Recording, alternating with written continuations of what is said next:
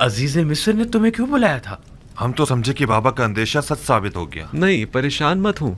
उन्होंने पहले तो मुझे सब्र व बर्दारी की तलकीन की, फिर कहने लगी कि अपने भाइयों से कहो कि उनकी मतलूबा गंदम तैयार है, चाहे तो आज रात इस्तिराहत करें और कल रवाना होते वक्त दरवाज़ा सूर्या से गंदम वसूल करें।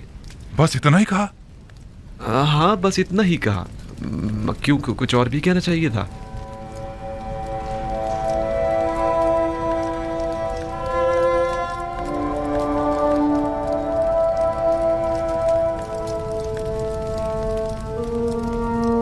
खुदाया, मैं अपने भाइयों को तौबा करवाने और बाबा के दिल से अपने भाई की मोहब्बत निकालने के लिए बिन्यामीन को यहाँ अपने पास रोकना चाहता हूँ। लिहाजा बिन्यामीन को यहाँ रोकने के सिलसिले में मेरी रहनुमाई फरमा।